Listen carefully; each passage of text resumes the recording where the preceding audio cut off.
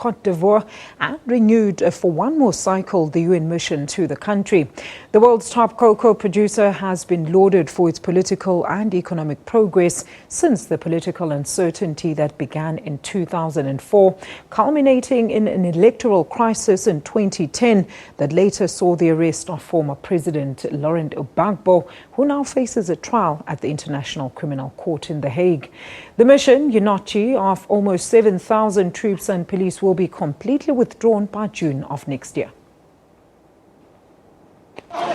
Dramatic scenes of the former president after his arrest that followed a 4-month elections dispute with the international community backed current President Alassane Ouattara. In New York, a unanimous decision to lift all sanctions and begin the process of the UN's military withdrawal.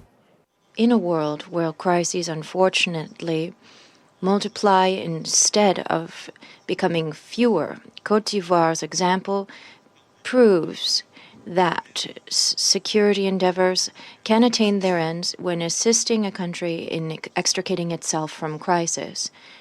UNOCI and the sanctions regime clearly have contributed to reestablishing peace and security in Cote d'Ivoire. And here I would like to pay particular tribute to troop and police contributing countries.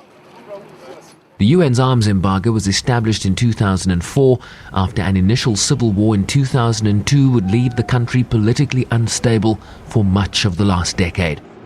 Today's decision to terminate the sanctions on Cote d'Ivoire is a testament to what can be achieved when sanctions are targeted, deployed with purpose, and grounded within a clear strategy for promoting international peace and security. Cote d'Ivoire's government applauded the Council's decision. My delegation welcomes the adoption of both of these resolutions and believes, indeed hopes, that they testify to the myriad efforts of the government of Cote d'Ivoire undertaken since the end of the crisis in my country of 2011. But we believe that they also point to the effective unwavering support of the United Nations and the international community as a whole.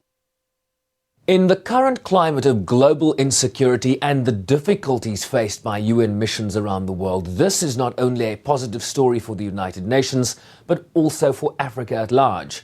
Officials here believe the success of UNOCI is a model of what is possible when the multilateral system comes together under the UN flag. Sherman Bryceby's SABC News, New York.